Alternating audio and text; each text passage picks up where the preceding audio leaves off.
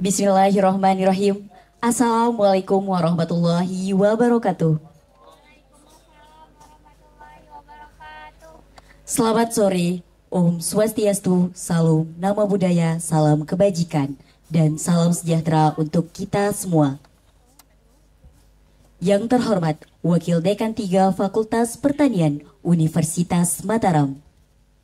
Yang kami hormati, Ketua Badan Eksekutif Mahasiswa Fakultas Pertanian Universitas Mataram 2024.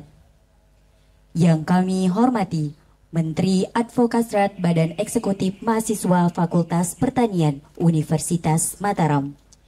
Yang kami hormati, Ketua Pelaksana Ngobrol Pintar 2024. Yang kami hormati, pemateri Ngobrol Pintar sore hari ini. Singkatnya, para hadirin yang berbahagia.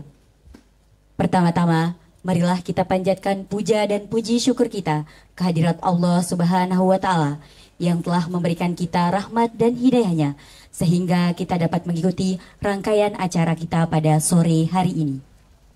Kedua kalinya, sholawat serta salam tak lupa kita haturkan kepada junjungan alam Nabi kita, Nabi besar Muhammad Sallallahu Alaihi Wasallam, yang telah membawa kita dari jalan kegelapan menuju jalan yang terang benderang. Perkenalkan, saya Aidatul Azizah selaku MC yang akan memandu acara pembukaan pada sore hari ini. Sebelumnya, izinkan saya membacakan rangkaian acara pada sore hari ini. Acara pertama, pembukaan. Acara kedua, menyanyikan lagu Indonesia Raya dan Mars Mahasiswa. Acara ketiga, sambutan-sambutan.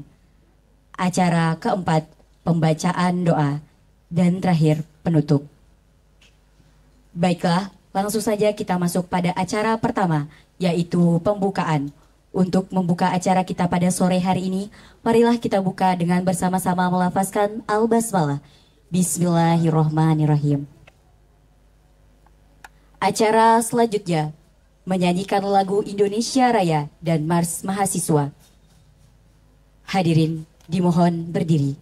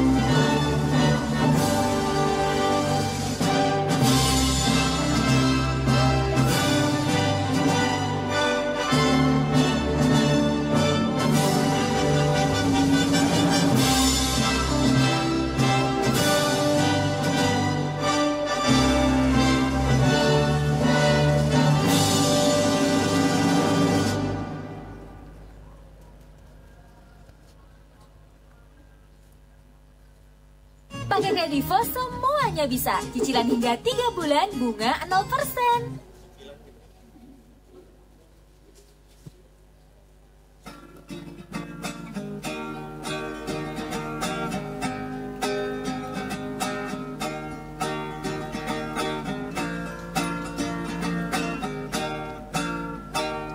Kepada para mahasiswa yang merindukan kejayaan, kepada rakyat yang persimpangan jalan, kepada pewaris peradaban yang telah menggoreskan sebuah catatan kebanggaan di lembar sejarah manusia. Wahai kalian yang rindu kemenangan, wahai kalian yang turun ke jalan demi mempersembahkan jiwa dan raga untuk negeri tercinta. Wahai kalian yang rindu kemenangan, wahai kalian yang turun ke jalan demi mempersembahkan jiwa dan raga untuk negeri tercinta.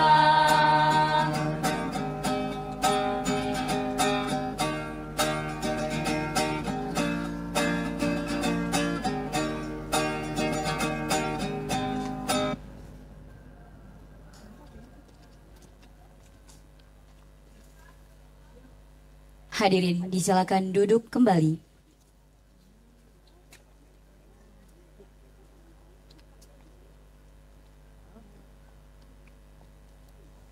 Acara selanjutnya, sambutan. Sambutan pertama sekaligus laporan Ketua Panitia Ngobrol Pintar kepada Saudara Didik Prawira disilakan.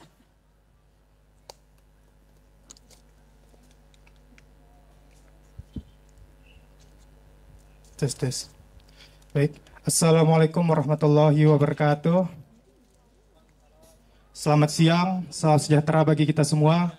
Om Swastiastu, Namo Buddhaya, salam kebajikan.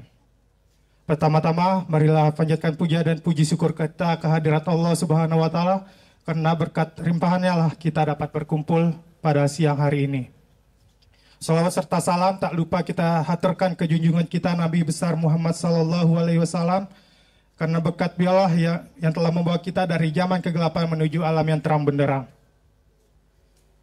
Yang terhormat Bapak Wakil Dekan Bidang Kemahasiswaan dan Alumni, Bapak Dr. Andi Khairul Ihsan, SHUD, MSI. Yang terhormat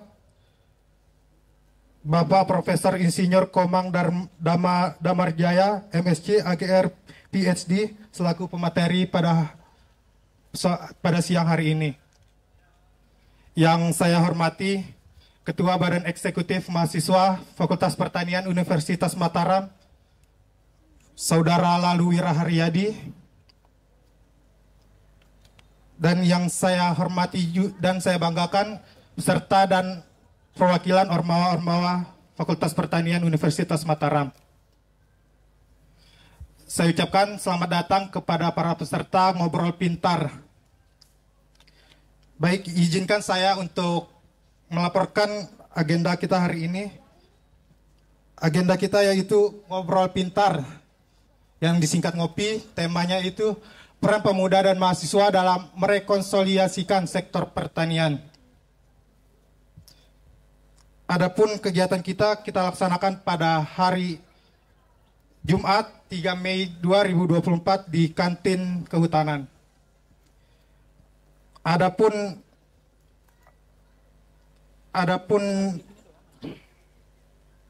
dana yang kami gunakan untuk kegiatan ini berasal dari birokrasi Fakultas Pertanian. Mungkin itu saja yang bisa saya sampaikan. Mohon maaf bila ada kesalahan. Wabillahi taufiq wal hidayah. Wassalamualaikum warahmatullahi wabarakatuh.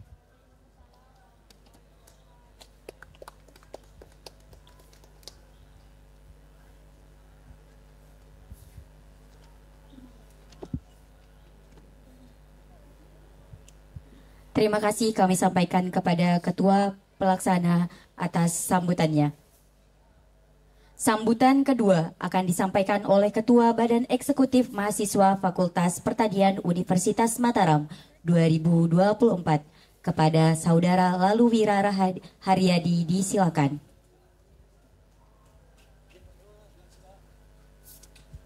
Cek.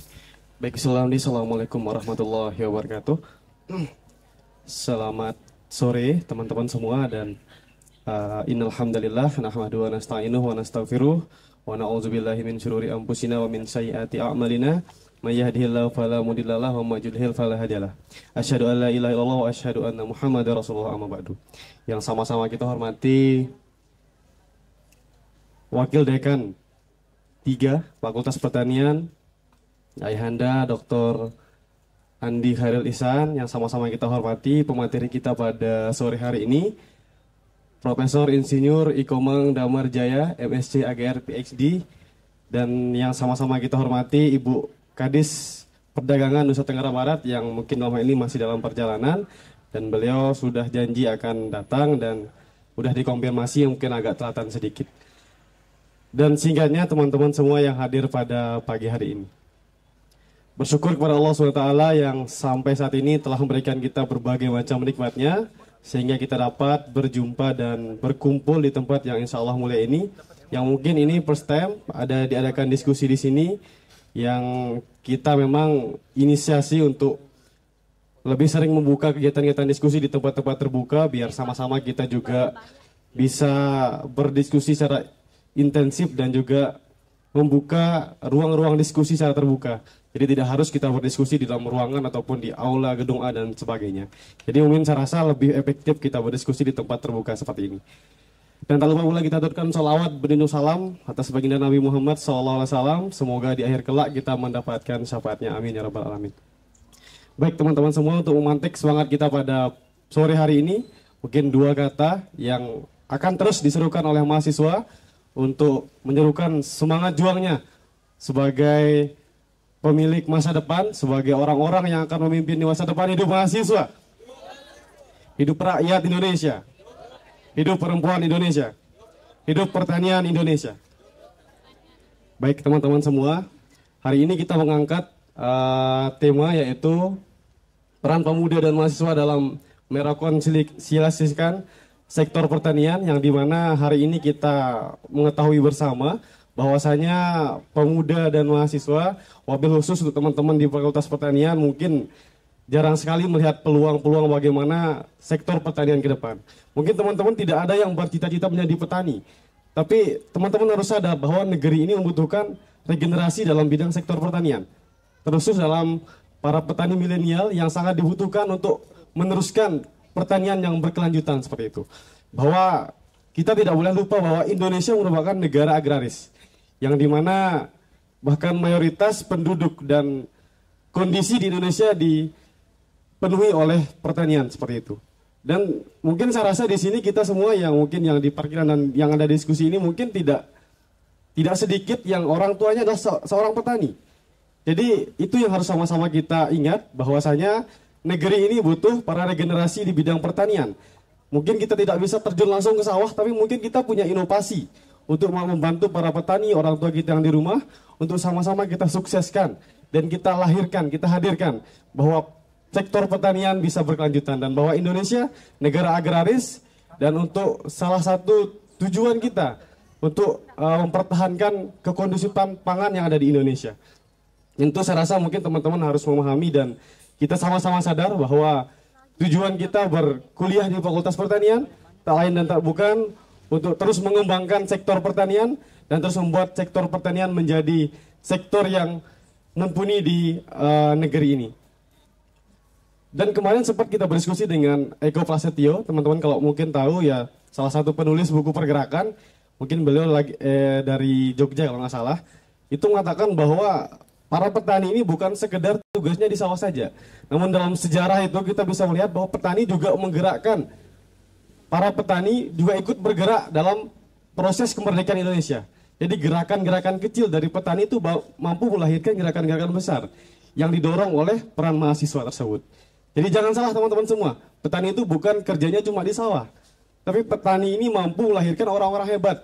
Contohnya teman-teman semua di sini, anak-anak petani bisa kuliah, belum tentu orang tua teman-teman itu kuliah, tapi mereka mampu melahirkan teman-teman untuk terus belajar, berpendidikan, dan bukan untuk tidak menjadi petani, tapi mampu hadir nanti kembali setelah wisuda atau setelah jadi sarjana untuk hadir memberikan inovasi-inovasi untuk membantu pertanian yang berkelanjutan.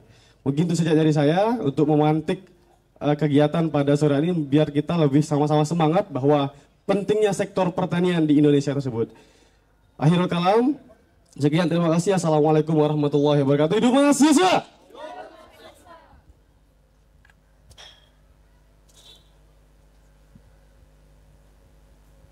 Terima kasih kami ucapkan kepada Saudara Laluwira Haryadi. Sambutan ketiga sekaligus pembukaan acara Ngobrol Pintar pada sore hari ini kepada Bapak Dr. Andi Hairil Ihsan, SHUT MSI, disilakan.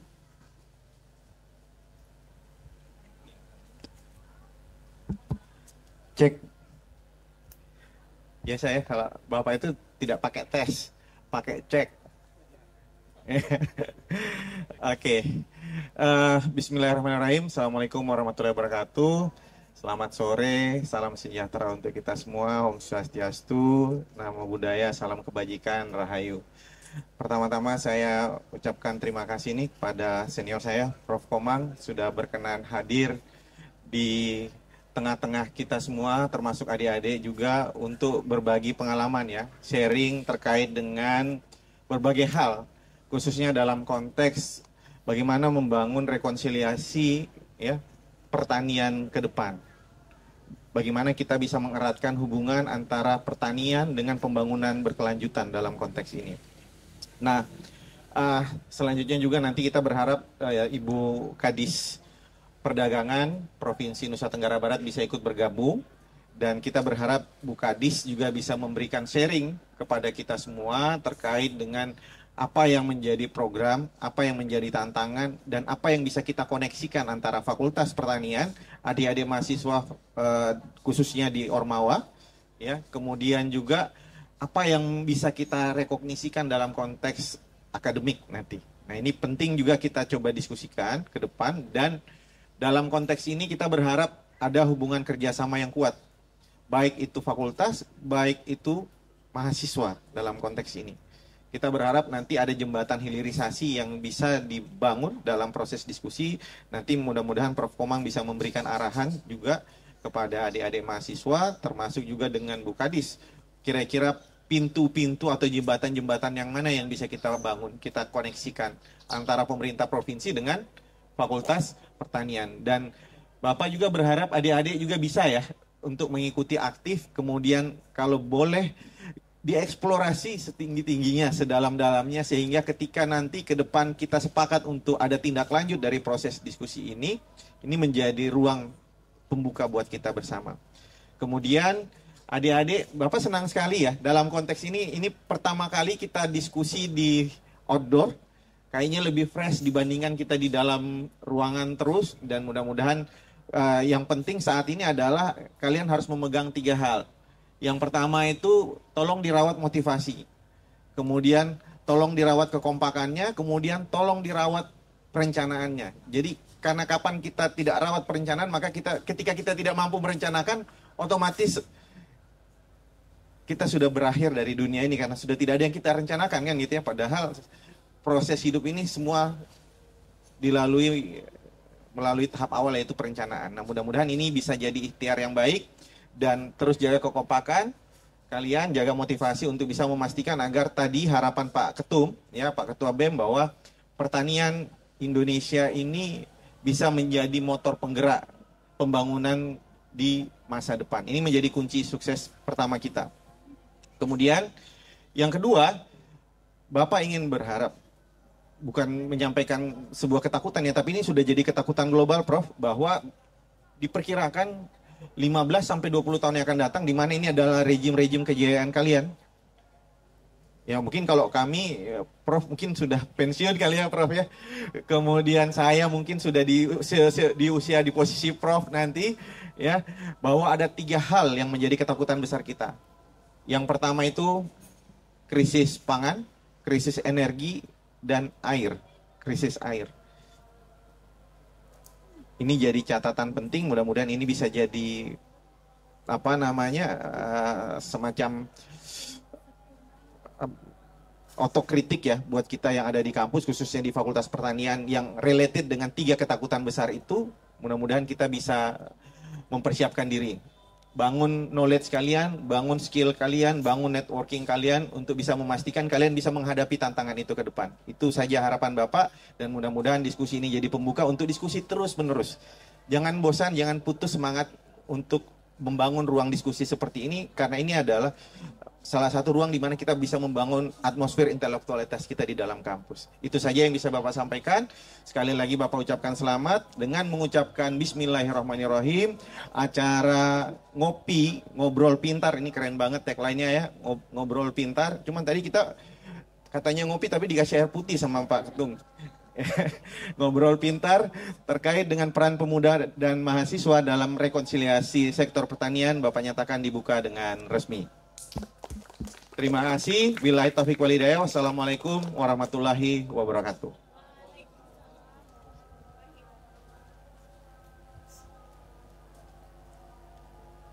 Terima kasih kami ucapkan kepada Bapak Dr. Andi Hairil Ihsan Eshud MSI. Acara selanjutnya, pembacaan doa yang dalam hal ini akan dipimpin oleh Saudara Ranji Saputra. Kepadanya disilakan.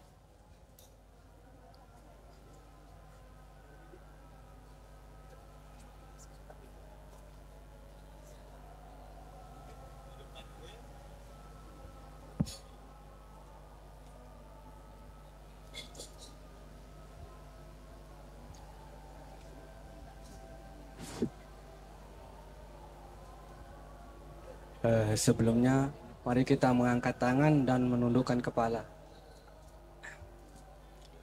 A'udzubillahi minasyaitonirrajim. Bismillahirrahmanirrahim. Allahumma inna nas'aluka as-salamata fid din wa afiyatan fil jasad wa ziyadatan fil ilmi wa barakatan fil rizqi wa taubatan qabla al-maut wa rahmatan indal maut wa taghfiratul ba'dal maut. Allahumma hawin alaina fi sakaratil maut wan najata minan naril afwal indal hisab. Allahumma hawin alaina fi sakaratil maut wan najata minan naril afwal indal hisab. Rabbana la tuzigh qulubana ba'da idh hadaitana wa hab lana min ladunka rahmah innaka antal wahhab. Rabbana atina fid dunya hasanah wa fil akhirati hasanah wa qina azabannar. Wa sallallahu ala sayyidina Muhammad wa ala ali sayyidina Muhammad wa ala alihi wa sahbihi ajma'in. Subhana rabbika rabbil izzati amma yasifun wa salamun alal mursalin walhamdulillahi rabbil alamin. Al-Fatihah.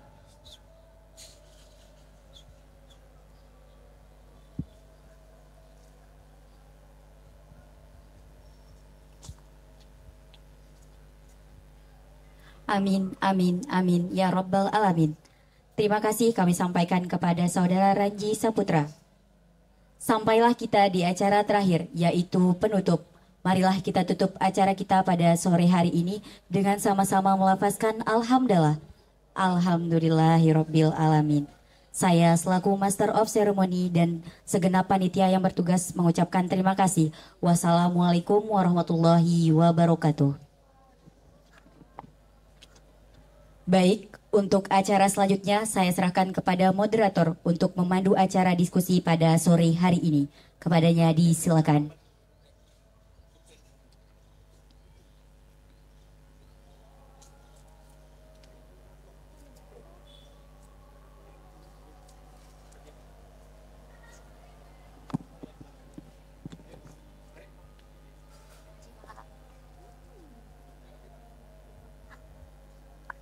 Kesempatan pada diskusi kita pada sore hari ini, beliau berkomitmen untuk memberikan ilmunya terkait dengan bagaimana merekonsolidasikan sektor pertanian terutama di Nusa Tenggara Barat. Baik, tanpa berlama-lama saya persilahkan pada Profesor untuk menyampaikan materinya. Terima kasih saudara moderator. Selamat sore dan salam sejahtera serta salam sehat untuk kita semuanya.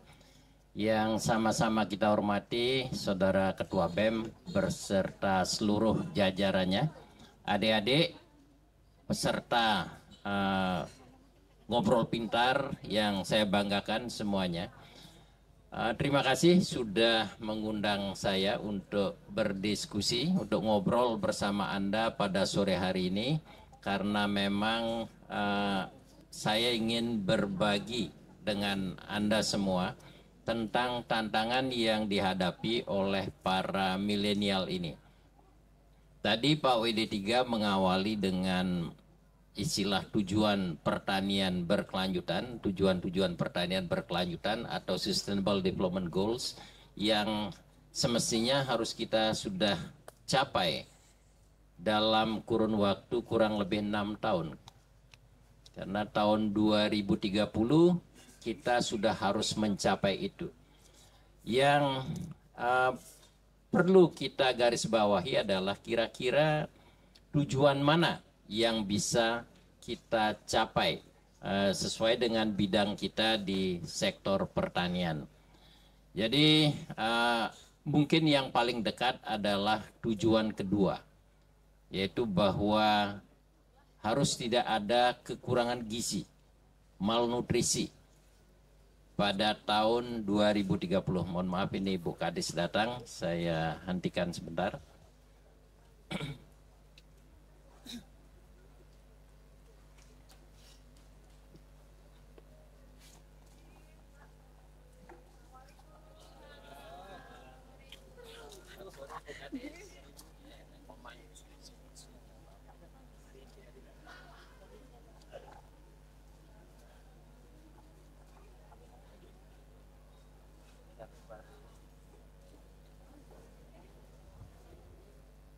Izin saya lanjutkan.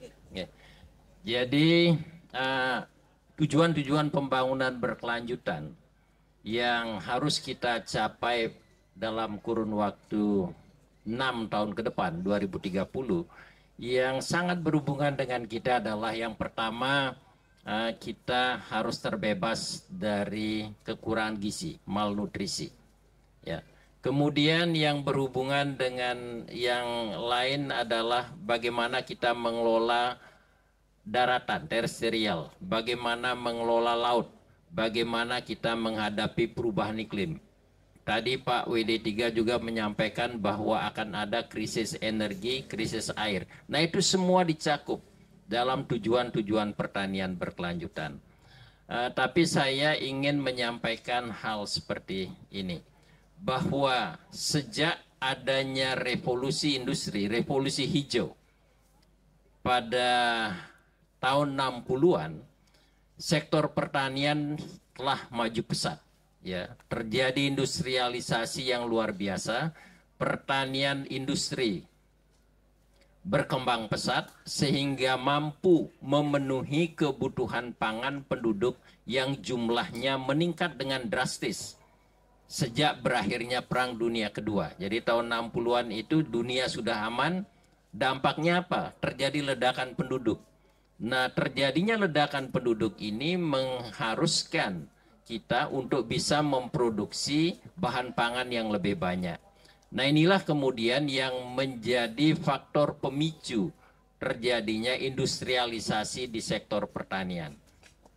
Nah, sayangnya akhir-akhir ini bahwa apa yang telah dilakukan untuk mencukupi kebutuhan pangan itu berdampak terhadap lingkungan. Ya, tidak hanya lingkungan daratan, juga lingkungan laut dan udara juga terdampak. Nah, oleh karena itu mulailah ada gerakan-gerakan ke arah untuk bagaimana merubah pertanian yang saat ini sudah sukses dalam memenuhi kebutuhan pangan dunia. Meskipun ya proyeksi FAO kalau tahun 2020 memproyeksikan bahwa untuk mencapai SDGs 2030 produksi biji-bijian khususnya bahan pangan dari biji-bijian padi jagung yang cerealia itu harus ditingkatkan 50%. Itu masih sangat sulit untuk dicapai. Apalagi tahun 2050 yang katanya harus didobelkan sebagai akibat peningkatan jumlah penduduk yang demikian cepat. Nah, inilah yang mengancam lahan-lahan pertanian kita, mengancam laut kita, mengancam daratan, mengancam ekosistem kita sebagai dampak dari aktivitas manusia yang kita kenal akhir-akhir ini dikenal dengan istilah perubahan iklim. Nah, itu sekitar 82% penyebab perubahan iklim itu adalah yang dikatakan antropogenik. Aktivitas manusia, yang lainnya yang alami. Nah, itu yang kemudian akan Anda hadapi ke depan. Ya. Anda harus mampu meningkatkan produksi pangan sebagai akibat jumlah penduduk yang terus meningkat. Dari lahan yang semakin sempit, lahan pertanian yang semakin sempit sebagai akibat tingginya laju alih fungsi lahan. Ya, untuk perumahan, untuk sekolah, sudah sekolah, cari tempat kerja, membangun tempat kerja, ya, sudah punya pekerjaan, punya uang, ingin belanja, ingin punya mall, ya. Jadi lahan-lahan pertanian yang produktif itu sudah dialihfungsikan. Sehingga Anda akan kesulitan nanti di era Anda seperti kami ini, Anda harus mampu menghasilkan bahan pangan yang lebih banyak dari lahan yang lebih sempit. Kemudian yang subur-subur itu sudah beralih fungsi, tinggallah lahan yang suboptimal. Termasuk lahan kering itu yang harus Anda kelola dengan baik. Yang kalau tidak itu akan cepat terdegradasi. Terjadi istilahnya desertification, berubah menjadi gurun.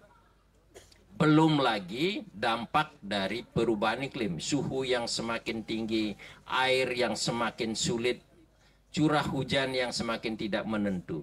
Nah, itulah tantangan yang Anda akan hadapi. Saya tidak menakut-nakuti, tidak seperti Pak WD3 juga tidak menakut-nakuti, tapi itu kenyataan yang harus Anda hadapi ke depan. Ya. Bahwa Anda harus mampu memproduksi bahan pangan tidak hanya dari pertanian, sektor perikanan, kehutanan. Hutan juga harus tetap dijaga, kalau tidak dia tetap tidak mampu mengambil CO2 yang ada di udara akibat ulah manusia ini, maka perubahan iklim akan semakin menggila. Hujan akan semakin, kadang dia banyak, tetapi datang dalam waktu yang sangat singkat. Ya, Anda tahu kalau hujan volumenya besar, datang dalam waktu yang singkat, apakah dia mampu masuk ke dalam tanah? Tidak. Dia akan menghanyutkan apa yang ada di permukaan. Sehingga pada musim kemarau kita kekurangan air. Pada musim hujan kita kelebihan. Banjir, ya. Kemudian suhu semakin meningkat. Tidak hanya mempengaruhi tanaman, tetapi patogen, hama. Siklus hidupnya akan semakin dipercepat. Demikian juga gulma. Jadi tantangan sektor pertanian itu cukup besar, termasuk di laut. Coral reef sudah kehilangan warnanya, sudah terjadi bleaching.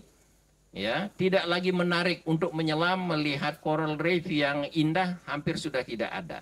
Ya, hutan banyak digunduli. Nah, itu tantangan Anda ke depan, sehingga mau tidak mau untuk bisa mengatasi permasalahan itu, pertama, Anda harus pintar. Ya, Anda harus pintar. Yang kedua, pintar saja belum cukup, tetapi harus punya kepedulian.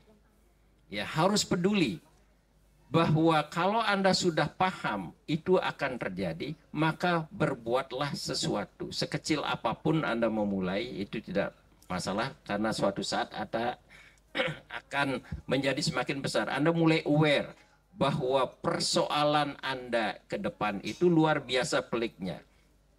Oleh karena itu, Anda harus mengambil langkah-langkah, melakukan kritik, ya, melakukan kritik kepada apakah ke pemerintah atau apa yang tidak berpihak kepada kepentingan Anda di masa yang akan datang. Katakanlah ada Perpres 81 2021 itu tentang gas rumah kaca. Itu harus Anda perhatikan bahwa kita harus mengurangi aktivitas-aktivitas yang mungkin akan berkontribusi terhadap semakin banyaknya gas rumah kaca yang dapat berdampak terhadap kehidupan Anda di masa yang akan datang. Kami mungkin sekarang mampu membeli energi, pasang AC di ruangan, di rumah. Tapi nanti ketika terjadi krisis energi, apakah Anda akan mampu? Nah, oleh karena itu harus dilakukan kegiatan-kegiatan khususnya sektor pertanian yang mana sektor AFOLU, agriculture, forestry, and other land uses ini berkontribusi terhadap emisi gas rumah kaca. Oleh karena itu, aktivitas pertanian harus juga memperhatikan bagaimana menurunkan emisi gas rumah kaca. Nah, kemudian masalah pertanian. Nah, petani kita saat ini sangat banyak yang sudah berumur, ya, 40-50 tahun, bahkan ada yang 60-an tahun usianya. Nah, usia seperti itu biasanya sangat sulit untuk menerima inovasi yang baru. Sementara untuk menjawab tantangan bagaimana meningkatkan produktivitas dan efisiensi, itu harus mau menerima inovasi. Karena sulitnya petani kita menerima itu, maka saat ini kita memang sangat sulit untuk mengejar bagaimana bisa memenuhi kebutuhan pangan. Kadang bisa memproduksi karena alam kita masih sangat luar biasa, ya. Masih berlaku lagunya Kus Plus, tongkat kayu dan batu jadi tanaman untuk di beberapa tempat, ya. Kadang petani mampu memproduksi dalam jumlah yang banyak. Ya, saya minggu yang lalu, Sabtu yang lalu pergi ke Sajang. Petani di sana mengeluhkan emas hijaunya itu sudah nilainya sudah sangat rendah, vanili, ya, karena mereka tidak punya teknologi untuk mengeringkan, tidak punya teknologi untuk menyimpan. Produksinya bagus, Sajang sekitar 830-an di atas permukaan laut, sangat baik untuk menanam vanili. Kopi di sana, durian cukup banyak, kemudian alpukat khas yang menilai ekonominya tinggi banyak. Nah, sayangnya mereka belum mampu menjadi manajer. Mereka hanya mampu memproduksi. Ya, mereka tidak bisa membaca kebutuhan pasar, karena kalau mengusahakan produk hortikultura, ya, kalau mau mengusahakan produk hortikultura yang perishable, yang segar, maka kita harus tahu pasar terlebih dahulu. Ya, tanpa tahu pasar, maka akan sia-sia. Kita tahu hukum supply and demand. Ya, katakanlah kalau supply-nya jauh lebih tinggi dari demand, permintaan, maka harga pasti akan jatuh. Kemudian kenapa harga cabai, harga tomat bisa melambung di musim penghujan sekitar Desember sampai Maret? Itu karena suplainya lebih rendah dari demand. Banyak lahan-lahan yang tidak mampu untuk memproduksi cabai, memproduksi tomat, memproduksi bawang merah. Karena seperti tadi, air berlebih. Ya. Sehingga tanaman itu busuk. Barang sedikit ada, sementara rumah tangga sudah hampir tidak bisa lepas dari cabai, tidak bisa lepas dari bawang dan tomat mungkin bisa. Nah, inilah yang membuat harga melambung di sana. Namun sekarang lahan-lahan sawah itu sudah mulai ditanami cabai, tomat, bawang merah, yang membuat nanti harganya pada bulan Juni, Juli itu akan turun. Karena apa? Karena supply sudah melebihi demand. Nah, inilah yang kemudian harus perlu diperhatikan. Petani itu harus mampu membaca kebutuhan pasar. Berapa luasan lahannya yang harus dia tanami tanaman tertentu untuk bisa mencukupi pasar. Sekedar cukup, jangan sampai berlebih.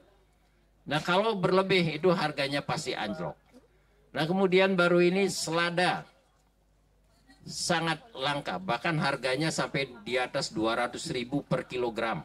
Padahal dulu booming, orang mengusahakan hidroponik, ya. Tetapi kok bisa langka selada ini. Nah ini mungkin yang perlu diperhatikan. Kita harus bisa melihat pasar, kita harus bisa melihat kompetitor. Siapa yang mensuplai selada ke hotel, ke restoran-restoran, berapa yang dia suplai, apakah sudah cukup? Kayak dulu begitu booming, semua menanam, harganya jatuh. Nah kemudian jatuh karena modal tidak cukup untuk bertahan, mati. Akibatnya kemudian harga melonjak. Nah oleh karena itu pendampingan permodalan ini juga penting supaya petani itu bisa bertahan. Ya, saya 2016 sampai 2018 mendampingi petani jagung di NTB ini di lahan kering. Nah, ada pendanaan dari Australia, dari catatan kami ada sekitar 4.000 sekian petani yang kami dampingi, dan dari Bank NTB Syariah kami bisa menyalurkan sekitar 16,8 M kurnya Bank NTB Syariah, sehingga 2018 itu saya diminta jadi pembicara di bisnis meetingnya Bank NTB Syariah. Nah itu kita membuat kemitraan, ya bagaimana petani bisa memperoleh pendanaan. Nah, kami menawarkan teknologi kami cukup mahal bagi petani. Kalau dia pinjam uang di rentenir itu bunganya pasti akan mahal. Maka kami menggandeng Bank NTB Syariah. Nah, kami menggandeng salah satu perusahaan benih dan perusahaan penghasil pestisida, fungisida dan herbisida. Kami menggandeng distributor pupuk sehingga petani bisa mendapatkan benih berkualitas dalam jumlah yang tepat pada waktu yang tepat. Ketika hujan turun, sudah mulai turun, petani mendapatkan benih bermutu dalam jumlah yang cukup, waktunya tepat. Kemudian petani memperoleh pupuk dalam jumlah yang cukup dan waktu yang tepat. Karena apa? Tanaman membutuhkan pupuk pada tahapan-tahapan perkembangan tertentu. Seringkali pupuk pertama tidak masalah, tetapi begitu mau pupuk kedua, pupuk dibilang hilang dari pasaran. Nah oleh karena itu kami bermitra dengan distributor pupuk. Nah dengan Bank NTB Syariah kami membuat akad dengan petani itu di kantor desa. Nah dari Bank NTB mau dia ke desa-desa membuat perjanjian itu di kantor desa. Karena kalau minta petani datang ke bank, apalagi sekarang Bank NTB Syariah yang demikian megah, mungkin petaninya ragu-ragu mau masuk ke sana. Jadi mau datang ke desa, tanda tangan akad kredit di sana, kemudian uangnya langsung diserahkan ke distributor, ke produsen benih dan bahan-bahan kimia, ke distributor pupuk, dan petani hanya membawa uang untuk kegiatan usaha taninya, upah buruhnya. Nah inilah yang perlu dilakukan ke depan, kemitraan, ada pendampingan. Ya, ada pendampingan kepada petani-petani kita, khususnya di sektor pendanaan, dan kuncinya adalah petani juga harus jujur untuk mengembalikan dana yang dia pinjam. Dibandingkan dia meminjam ke rentenir yang bunganya sangat tinggi, maka kalau Bank NTB Syariah mungkin tidak ada riba ya, bukan riba, tetapi hitung-hitungannya karena akan sangat sulit untuk menghitung area per area ya, tetap mungkin ditetapkan standar sekian persen. Itu sangat rendah untuk ya katakanlah bunganya. Nah oleh karena itu harus dimanfaatkan dengan baik oleh petani. Petani harus jujur. Nah, jadi itu bahwa petani ke depan adalah petani-petani yang cerdas, yang bisa melakukan praktek budidaya pertanian berkelanjutan, supaya lahan yang ada sekarang ini terus bisa dikelola, bisa Anda wariskan ke anak cucu dalam kondisi yang sama seperti saat ini, atau mungkin menjadi lebih baik.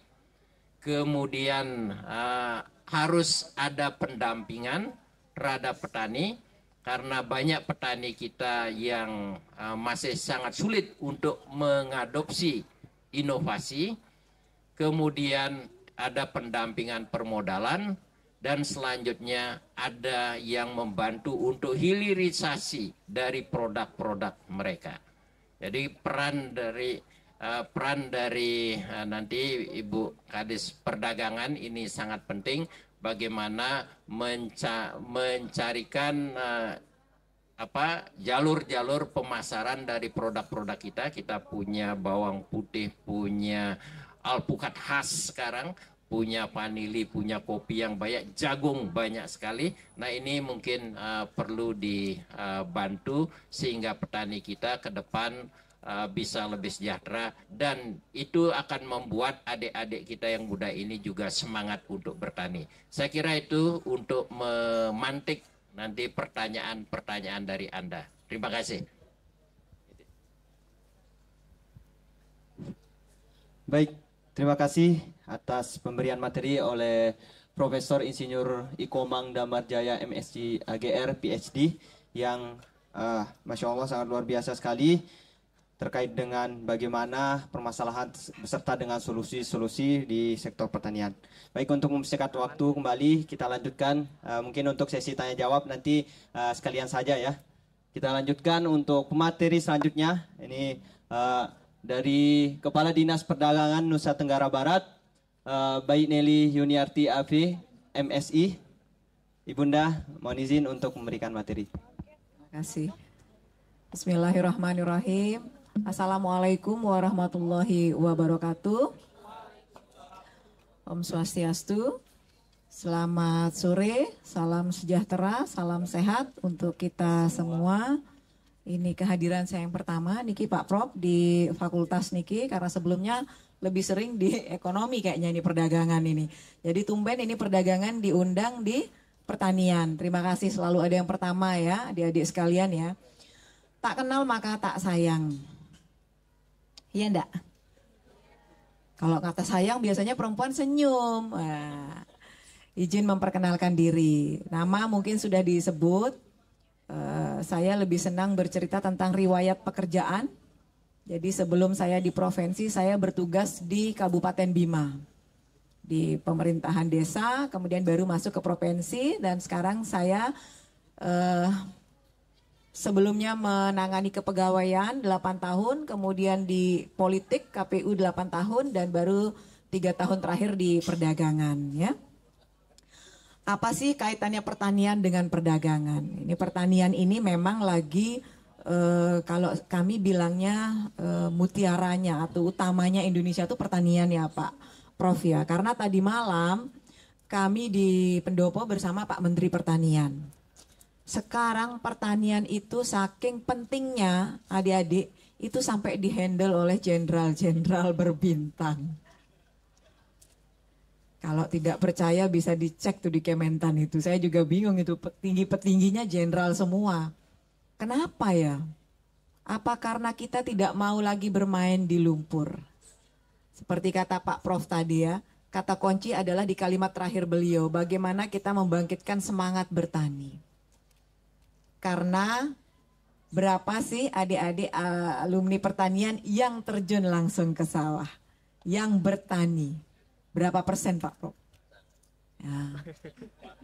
Jadi saya pertanyaan pertama sore ini adalah, Bu, sebelum kita berbicara tantangan ke depan tentang pertanian.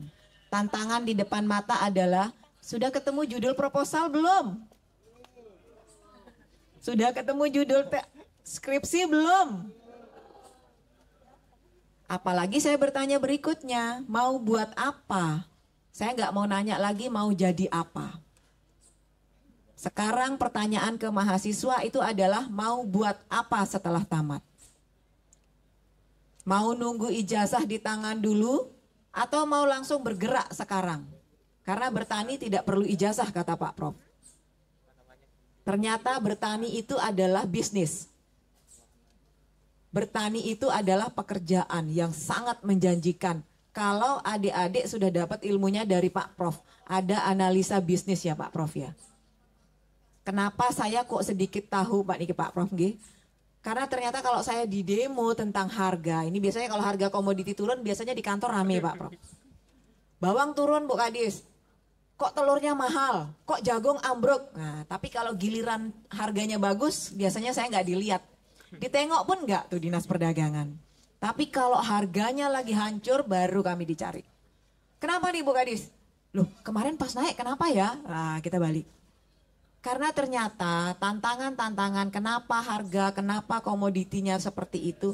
Karena ternyata kita membutuhkan regenerasi petani seperti kata Pak Prof. Kenapa kita kalah komoditi kita kalau bersaing harga dan sebagainya? Karena ada faktor-faktor penentu yang harus ditangani oleh SDM yang lebih cerdas. Nah, kalau kami berdiskusi dengan petani yang kita panggil ayahanda 60-70 tahun tadi, gak ketemu diskusinya. Karena itu pada sore ini kenapa saya bersemangat hadir, karena saya ingin ada semangat bertani milenial itu muncul di diskusi kita sore hari ini. Bahwa ternyata bertani itu kita berbicara uang besar adik-adik sekalian.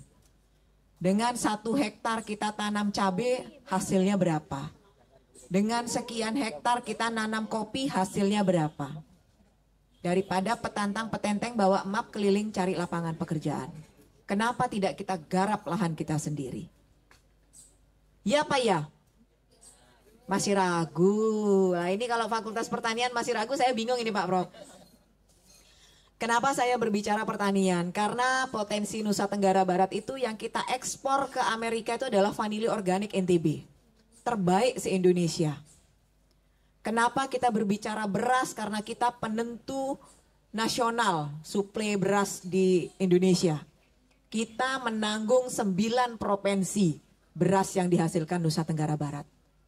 Bayangkan kalau kita tidak kekurangan beras nasional, berarti ada pengaruh dari NTB. Cabai kita menentukan inflasi nasional. Makanya kenapa kemudian lahan cabai di Lombok Timur, di Desa Kerongkong, Kecamatan Surodadi, kita perluas menjadi 200 hektar. Tapi syaratnya apa? Cabai kita sudah digital farming. Kerjasama BI dengan pertanian, kalau tidak salah. Nah, itu kami kerjasama dengan petani milenial di sana. Karena tidak mungkin kami berbicara digital farming, smart farming dengan ayahanda kita yang sudah 60 dan 70 tahun masih turun ke sawah. Itu harus dilakukan oleh generasi milenial. Di Jawa sudah banyak muncul petani-petani milenial. Jangan sampai kita ketinggalan lagi. Nah, kita punya bawang putih, kita adalah bibit utama nasional bawang putih yang di Sembalun. Kita punya kopi sampai diekspor ke Korea Selatan. Bahkan pihak Korea Selatan itu sampai minta lahan di Mareje oleh Pemprov, dikasih hampir 300 hektar. Karena kita tidak kepikir untuk menanam itu. Yang nanam malah investor, tapi memang petani kita yang dilibatkan. Kenapa? Karena kopi rempek Lombok Utara itu paling disuka di Korea Selatan. Produksinya kurang. Mereka minta lebih. Akhirnya nanam sendiri dengan melibatkan petani-petani kita. Tapi tampil diedukasi. Kenapa diedukasi? Karena kalau petani kita yang sekarang, petik kopi itu langsung setret tarik. Perut kalau bahasa Lomboknya. Jadi merah, kuning, hijau kepetik. Menurunkan kualitas atau tidak? Iya. Karena yang dicari, yang dipetik adalah yang merah harusnya. Saran sederhana ke petani kita untuk memetik kopi yang merah pun sulit. Tetap saja dipetik seluruhnya. Nah itu kita dibantu oleh pihak dari Korea Selatan kebetulan. Untuk mengedukasi petani kita.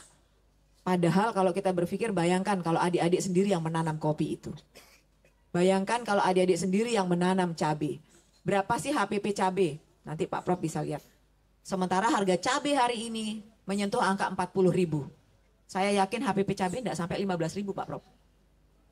Berapa keuntungan di satu komoditi? Jadi ngapain kita petantang-petenteng pakai sepatu tapi bawa map ke sana kemari? Kenapa tidak kita jualan, berbisnis, jadi pengusaha? Nah ini kami ingin ini sebenarnya. Sore ini kenapa Pak Prof saya kok semangat sekali gitu? Karena memang ada yang kita ketinggalan Pak Prof di pertanian ini. Kemarin jagung kita alhamdulillah hari ini sudah naik HPP-nya di 5.000. Tapi Jawa juga 5.000. Sementara pasar utama kita adalah di Jawa. Loh kalau di sini 5.000, sampai Jawa berapa dong? Akhirnya pelaku industri jagung mikir untuk ngambil jagung kita. Kenapa kita minta HPP 5.000? Karena nanamnya di atas gunung. Jadi biaya operasionalnya bertambah. Kenapa nanam di atas gunung? Padahal itu lahan hutan. Akhirnya kita menjadi bertani yang tidak memperhatikan lingkungan seperti kata Pak Prof. Padahal tantangan kita adalah bagaimana berproduksi yang banyak dengan lahan yang terbatas tapi tidak merusak lingkungan. Dan itu saya yakin bisa dilakukan oleh petani-petani milenial. Enggak begitu kira-kira? Nah kan? Siapa yang mimpinya akan menjadi petani sukses di sini? Saya, Bu. Yang lain mimpinya apa? Semuanya, Bu. Ya. Kan? Iya, ini padahal jadi saya ingin adik-adik itu bahwa ternyata kuliah di pertanian itu saya mau ngapain besok? Saya ngambil jurusan pertanian ini saya mau ngapain besok? Kan itu pertanyaannya. Saya sudah siap tidak bermain dengan lumpur tapi menghasilkan duit? Saya sudah siap tidak agak panas-panas sedikit, skincare-nya kalah sedikit tapi duitnya tebel? Kan tantangannya di situ. Iya kan? Iya Pak ya? Kayaknya saya nggak didengar nih. Iya Pak ya? Iya. Apalagi yang perempuan nih, mohon maaf. Tamat umur berapa? 23. Paling 25 udah mikir nikah. Kapan mau berkarya? Hanya di pertanian yang tidak tanya umur Anda berapa. Lapangan pekerjaan pertanian. Iya kan? Telat sedikit kalau di kantor ditanya. Belum lagi sekarang perusahaan digital, jejak digital dicek. Jadi hati-hati ya adik-adik ya. Jejak digital sekarang itu sama BI checking itu berpengaruh kalau kita mau ngelamar pekerjaan. Ini hati-hati ke adik-adik yang mahasiswa dan mahasiswi. Hati-hati memposting segala sesuatu. Kalau Anda berpikir suatu saat begitu tamat Anda akan melamar pekerjaan. Maka pertama Anda akan dicek BI checking, kedua akan dicek digital, jejak digital, ketiga SKCK. Nah, kalau polisi sudah mencatat satu nama, maka akan sulit ke depannya. Nah, jadi paling aman apa? Bertani. Tinggal turun ke sawah nggak ada yang nanya. Anda umur berapa? Ada jejak digital enggak? Gitu kan? Nah, itu serunya bertani. Karena ternyata memang penghasilannya besar adik-adik sekali. Kita hanya belum tahu saja. Kemarin kami dengan Pak Prof Suarji itu sampai ke desa Gumantar. Di sana ada alumninya Pak. Iya betul. Jadi saya ketemu dengan alumni pertanian UNRAM yang sekarang komoditinya udah masuk ke hotel-hotel. Artinya karena dia sarjana, dia bisa cari market. Oh komoditi saya masuk ke hotel. Oh kualitas komoditi saya bagus karena dia sarjana pertanian Pak. Jadi dia tahu kualitas produknya. Makanya kalau dia tahu kualitas produknya, dia bisa negosiasi dengan pihak buyer. Kenapa dia bertahan di harga sekian? Karena kualitasnya seperti ini. Nah itu bedanya kalau kita berbicara petani milenial dengan petani yang tradisional. Gitu loh. Kenapa kemudian sekarang Vietnam dan Thailand ya Pak ya, pertaniannya sudah sangat maju karena mereka menggunakan teknologi. Dan kita masih bermain di tebang hutan. Nah ini yang kami harapkan. Jadi kalau kami dari perdagangan berbicara tentang komoditi Nusa Tenggara Barat itu sangat banyak. Kemarin bawang kita, saat ini Dinas Perdagangan sedang berkomunikasi dengan Kementerian Perhubungan untuk merubah jalur tol laut. Kita punya jalur tol laut yang ditetapkan oleh pusat itu dari Surabaya, kemudian ke Maluku, NTT, baru ke NTB, baru Surabaya. Artinya komoditi kita masuk ke Jawa dulu, baru memenuhi Indonesia Timur. Bayangkan berapa ongkosnya. Nah kami minta dibalik. Kenapa? Supaya bawang, beras, cabai kita memberikan harga yang murah di saudara-saudara kita di Indonesia Timur. Jadi mengurangi disparitas harga bahasa kita. Jangan sampai bawang di Bima itu cuma 20.000 misalnya. Tapi di Papua dibayar dengan harga 40.000. Padahal setelah kita hitung biaya kirim per kilo itu tidak sampai 6.000 Pak. Nah yang bisa menganalisa pasar adalah petani-petani milenial. Oh ternyata saya nggak usah jual ke Jawa, saya jual ke sini lebih menguntungkan. Nah itu yang dibutuhkan oleh petani-petani saat ini. Kalau saat ini petani tradisional kita cenderung meneruskan apa yang sudah biasa. Oh ya sudah, ini yang ambil. Oh ya sudah, tengkulak ini yang ambil. Padahal kalau dia bermain dengan digital, marketnya bisa lebih luas. Ya karena keterbatasan kemampuan teknologi, maka transaksinya ya tradisional lagi. Seperti itu. Pada saat kami pernah juga di salah satu universitas, saya seperti berbicara seperti ini juga ditanya, Bu, di KLU lagi hancur harga cengkeh katanya. Pertanyaannya adalah, Anda pernah buka Google tidak info berapa harga cengkeh di luar? Supaya kita cari pasarnya. Jadi jangan semua disalahkan ke pemerintah. Padahal kita pegang ini teknologinya nih, ada di tangan. Kan seperti itu. Jadi memang sudah waktunya pertanian ini meregenerasi petaninya. Sudah waktunya adik-adik terjun langsung memanage pertanian kita, lahan kita. Tadi kita punya sembalun dengan alpukat khasnya yang kecil-kecil ya Pak ya, izin. Alpukat Miki ya namanya ya Pak? Yang besar ya? Alpukat yang kecil-kecil, Markus. Kecil keriput, nggak cantik sebenarnya. Tapi itu ditunggu sama Inggris, sama Eropa. Karena alpukat di sembalun yang kecil-kecil, yang jelek, nggak mulus dia kulitnya. Kemarin kami sudah cek Pak. Itu biasanya bule pakai untuk sarapan. Dia nggak mau yang besar. Jadi kenapa yang kecil? Karena sekali sarapan satu porsi itu. Artinya kita tertantang juga bertani untuk memproduksi lebih banyak dengan lahan terbatas seperti kata Pak Prof, dan kualitas. Karena konsumen kita semakin ke sini itu semakin nyari yang berkualitas produk pertanian. Mereka sudah berbicara beras porang konsumen kita sekarang. Mereka sudah berbicara organik komoditinya. Jadi bagaimana pupuk-pupuk ini harus mulai kita kurangi. Dan masyarakat di Eropa berani membayar mahal, yang penting komoditinya organik. Seperti itu Pak, pasar-pasar kita saat ini untuk pertanian. Belum lagi kalau kita berbicara kemarin ini cabai. Jepang nunggu kiriman dari NTB tapi harus organik.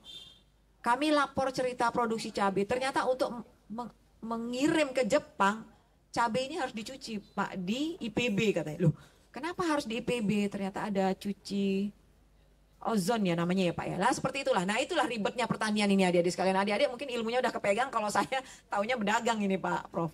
Jadi seperti itu. Jadi ternyata tantangan pertanian kita sangat besar. Dan konsep Menteri Pertanian tadi malam itu disampaikan bahwa beliau akan mengembalikan swasembada pangan kita Pak, yang pernah berjaya. Jadi beliau berharap Indonesia yang akan menjadi lumbung pangan dunia. Dan itu bisa kita lakukan, bisa kita capai bersama-sama kalau adik-adik yang muda yang sudah pegang ilmu pertanian ini turun terjun langsung ke pertanian sebagai pelakunya. Seperti itu. Barangkali demikian ya, Kak, seru kalau enggak dua arah gitu ya. Singkat saja, nanti mungkin diskusinya yang panjang. Terima kasih. Assalamualaikum warahmatullahi wabarakatuh dan selamat sore. Waalaikumsalam warahmatullahi wabarakatuh. Terima kasih atas penyampaian materi oleh Ibu Kadis. Baik teman-teman semua, selanjutnya kita masuk ke sesi diskusi. Bagi teman-teman semua, setelah mendengarkan pemateri satu, baik dari Profesor maupun dari Ibu Kadis tadi, silahkan kalau ada hal-hal yang ingin didiskusikan atau ditanyakan dari kedua pemateri, bisa silahkan angkat tangan, kemudian akan diserahkan mic untuk bertanya. Silahkan teman-teman semua yang ingin bertanya, bisa angkat tangan. Ya, satu orang. Untuk sesi pertama 3 orang dulu ya. 2 orang. Tinggal 1 lagi. 3 orang ya. Baik. Silakan.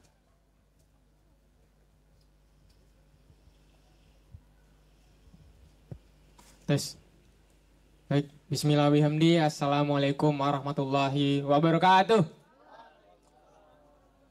Mungkin untuk memacu semangat kita teman-teman. Hidup mahasiswa.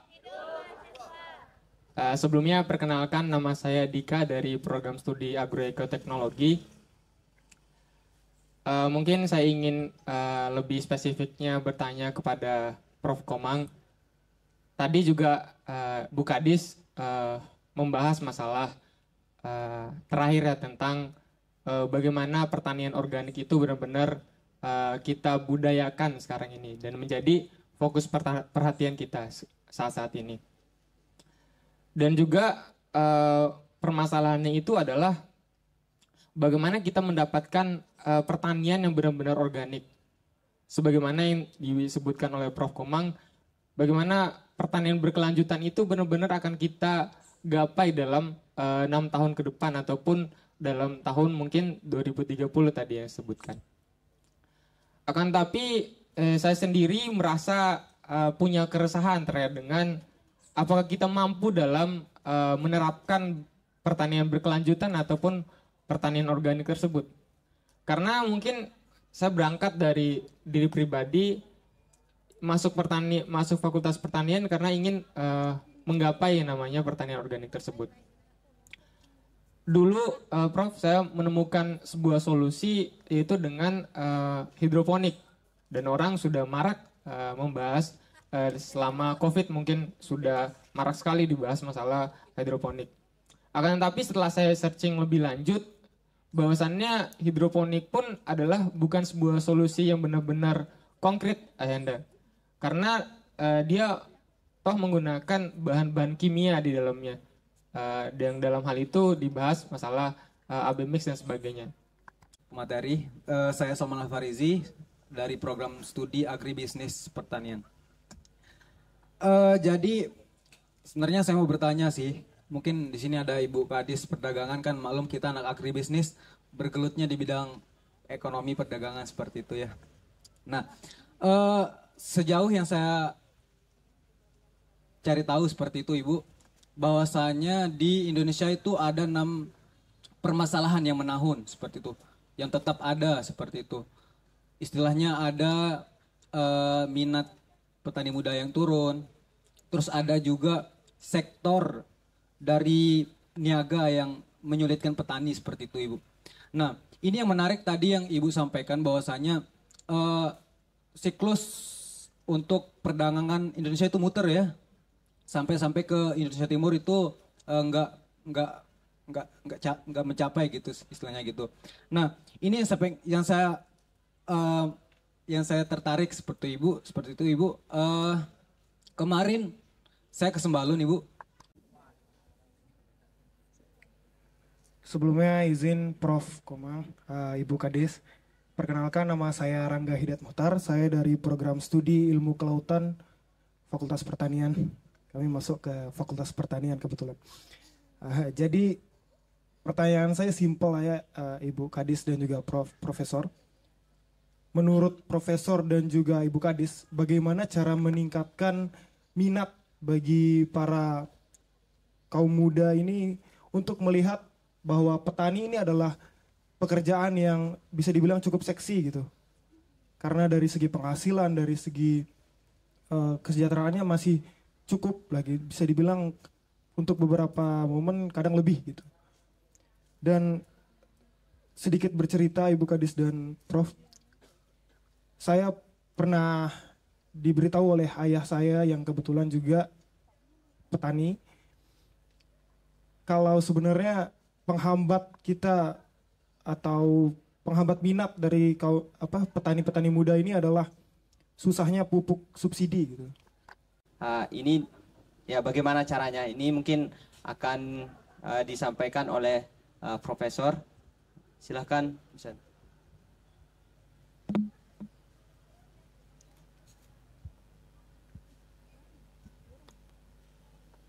Terima kasih. Menarik pertanyaannya. Memang tadi seperti disampaikan oleh Bu Kadis bahwa ada segmen pasar tertentu yang membutuhkan organik. Ya. Namun perlu kita sadari, ya saya sendiri mengasuh mata kuliah pertanian organik di sini sudah mungkin lebih dari 10 tahun. Dan punya pengalaman bagaimana petani Australia beralih ke organik karena ada segmen pasar tertentu yang membutuhkan. Jadi begini, ketika kita mau beralih dari pertanian konvensional atau pertanian industri yang sudah intensif dengan bahan-bahan anorganik, maka begitu dikurangi, kan pertamanya kan tidak otomatis ke organik, tidak otomatis label hijau. Ada go organik namanya, ya perlahan-lahan beralih ke organik, mulai dari label biru sampai nanti ke label hijau. Nah, pada saat proses ya, proses mengurangi bahan-bahan kimia ini, mau tidak mau akan terjadi penurunan produktivitas. Dan itu pun kalau di sekitar kita, di sekitar lingkungan kita itu juga ikut melakukan hal yang sama.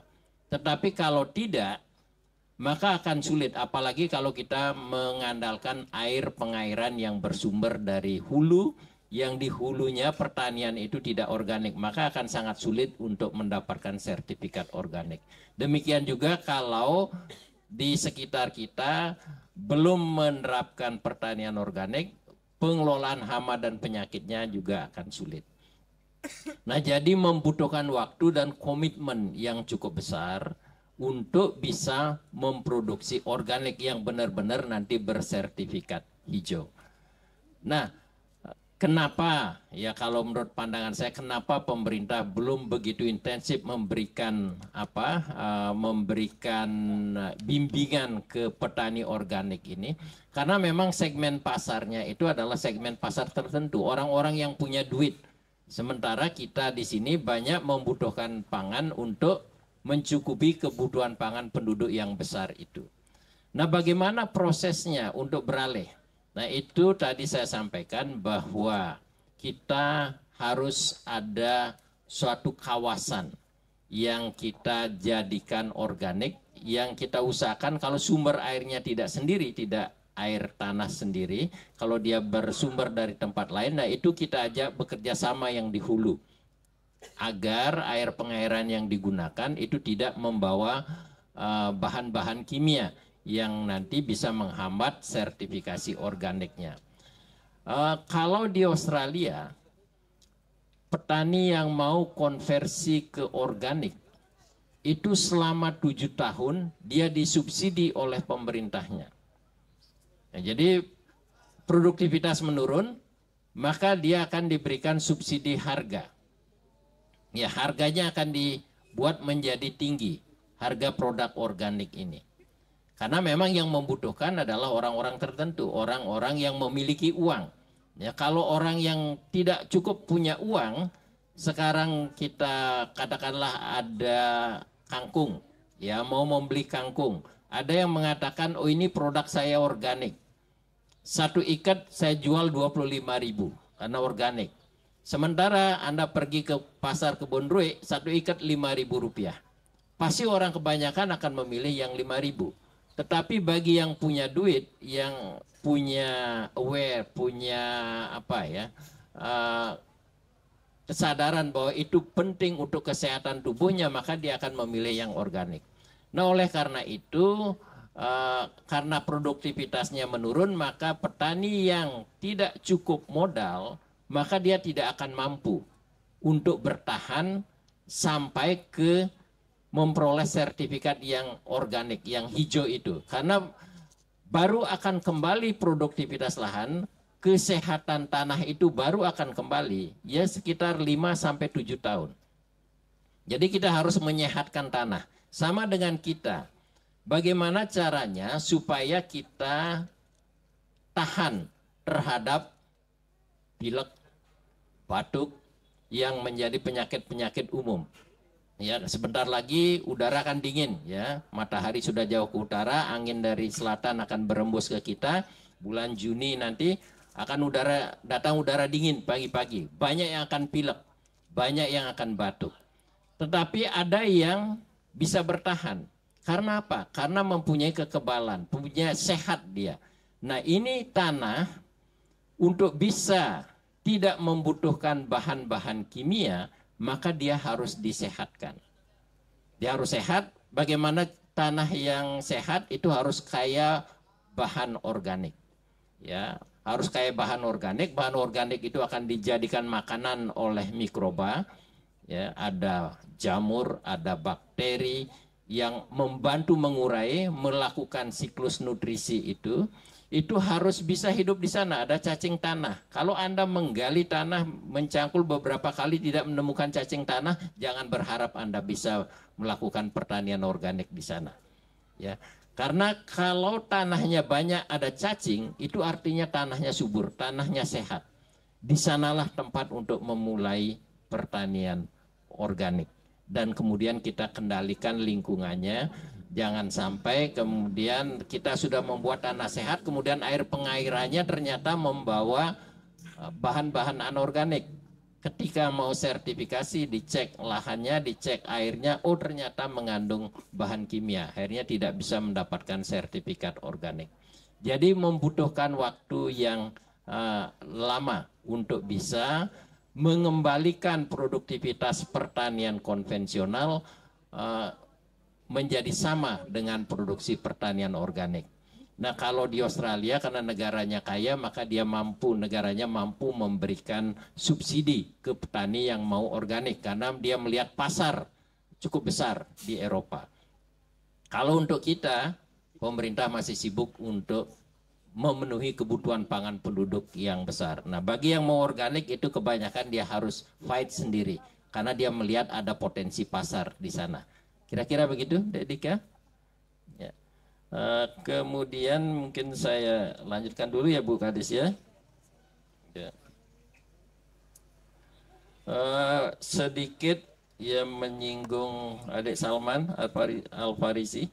Bawang putih ya di sana memang di Sembalun sekarang banyak dijadikan pusat produksi umbi bibit ya. Target pemerintah adalah mampu memenuhi kebutuhan umbi bibit nasional. Jadi oleh karena itu mereka mengusahakan kebanyakan untuk tujuan umbi bibit. Ya kebetulan sejak 2001 ya saya membina, kami yang membentuk kelompok tani Horsela, Hortikultura Sembalun Lawang, yang sekarang Pak Haji Minardi ketuanya, kalau dulu Pak Haji Basuki Rahmat yang punya Sembalun Agro itu. Seberapa banyak yang mau berpartisipasi? Apa sih yang mereka kerjakan? Banyak yang tidak mau menjawab. Karena mereka kurang mencintai alma maternya. Sudah tamat ya, sudah begitu saja. Kesan mendalam tentang alma mater ini tidak ada. Ya, sehingga kurang mencintai. Nah, kalau diajak, diperkenal, oh karena kami kuliah di Fakultas Pertanian, kemudian kami paham tentang pertanian, kami tahu ini, kami tahu. Nah, kemudian itu akan melekat menjadi suatu kebanggaan, saya alumni Fakultas Pertanian Undram. Ya, itu yang belum di sini dilakukan. Saya mungkin sudah terlalu lama berbicara seperti itu, tetapi tidak mendapatkan tanggapan. Ya sayang sekali. Itu salah satu yang saya kira berkontribusi bagaimana membuat generasi muda ini mencintai pertanian. Harus ada usaha-usaha identifikasi petani-petani yang maju, petani-petani milenial, kemudian pihak lembaga akan mengajak kita ke sana untuk belajar tentang pertanian sehingga kemudian mahasiswa itu mencintai. Nah, saya ingat tahun 90 saya pergi ke Australia, saya belajar di Sydney Uni. Tahun 90 baru datang di sana sudah diajak keliling New South Wales, cukup luas. Saya dipertontonkan bagaimana kebun kapas.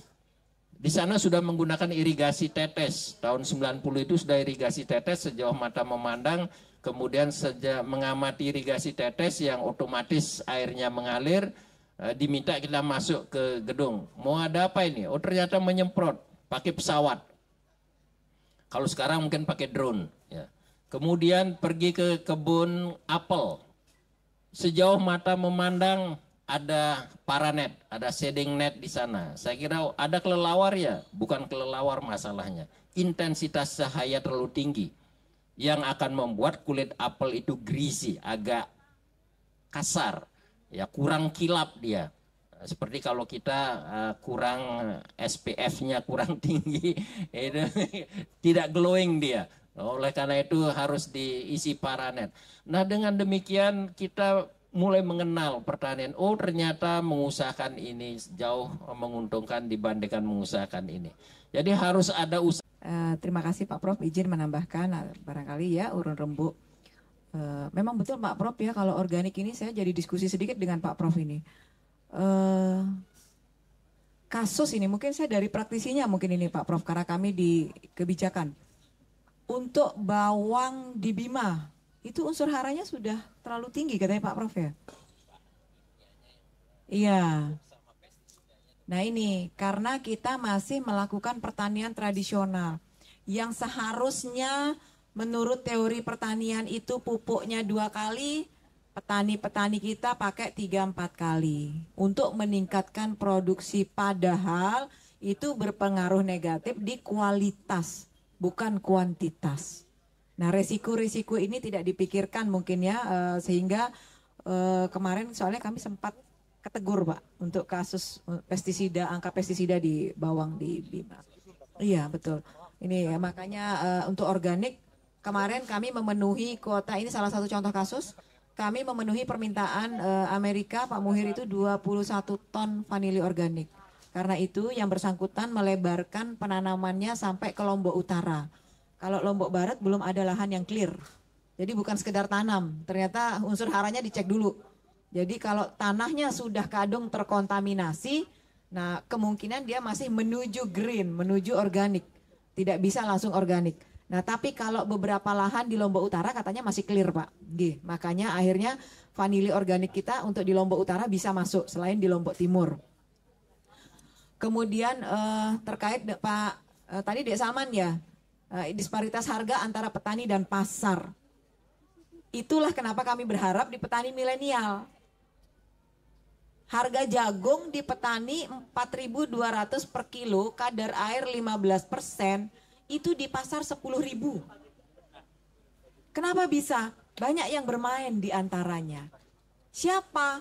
Tengkulak-tengkulak yang menjadi cita-cita Anda tadi. Harusnya saya tidak berharap Anda menyebut Anda akan menjadi itu tadi. Saya berharap Anda menjadi pelaku petani milenial yang harga petani sampai di pasar itu. Jangan bilang Anda menghindari resiko, ngambil cita-cita jadi tengkulak, jangan. Harga daging ayam itu di peternak cuma 25.000, di pasar kok jadi 45.000. Karena ada yang tukang bersih bayar sekian, tukang cabut bulu bayar sekian, tukang kumpulin bayar itu tengkulak. Masa cita-cita Anda itu? Kan begitu dong, percuma kita kan ngobrol ini sama Pak Prof ini sepanjang sekian jam gitu kan. Jangan deh, jangan. Wah, ini gimana ini masalah ini. Jadi kami berharap adik-adik ini langsung eksekutor. Karena Anda petani milenial, Anda bisa analisis bisnis, Anda bisa analisa pasar, Anda tahu market, bermain digital, Anda masuk langsung. Jadi harga petani adalah harga pasar. Itu harapan kami dari sisi perdagangan. Sehingga inflasi-inflasi itu tidak terjadi. Karena memang kalau kita berbicara inflasi, ini tanggung jawab kami Pak Prof. Bagaimana beras, kita panen raya terakhir beras itu Januari 2023. Sekarang sudah 2024. Begitu kita panen raya beras, yang keluar gabah kita ribuan ton. Adik-adik tahu enggak dampaknya kalau gabah kita keluar dari NTB? Ada yang tahu dampak gabah keluar? Satu, mesin penggilingan kita yang 300 sekian di CNTB nganggur. Tidak punya bahan baku. Otomatis saudara kita yang bekerja di sana nganggur. Kita menciptakan pengangguran, menciptakan kemiskinan baru. Yang kedua, kita beli dedak keluar, padahal kita daerah peternakan. Dedak loh, yang dulu kebuang-buang di heller, sekarang kita harus beli, karena gabah kita keluar. Yang ketiga, kita beli beras kita sendiri. Cuman digiling saja di luar, beli masuk sini lebih mahal lagi belinya. Karena manajemen pertaniannya masih tradisional. Tapi kalau adik-adik milenial yang pegang, adik-adik akan simpan dia itu gabah. Saya akan giling, jualnya lebih mahal. Tapi karena ayahanda kita yang petani senior tadi, dia hanya berpikir panen, tunggu di sawah, diambil naik truk, selesai, terima duit. Tidak ada pengelolaan pasca panen, walaupun 2-3 langkah. Jemur dulu misalnya. Tahan dulu sebentar, karena ada analisis, oh kalau saya tahan sekian, jual sekian, untungnya. Itu enggak ada di ayahanda kita. Karena itu saya sama Pak Prof ini, ayo kita harus bangkitkan itu, semangat petani milenial itu. Karena sudah waktunya komoditi-komoditi pertanian kita dikelola dengan modern. Kemudian tadi jadi itu ya, kenapa kemudian petani belum sejahtera? Karena masih dibeli murah padahal di pasar mahal.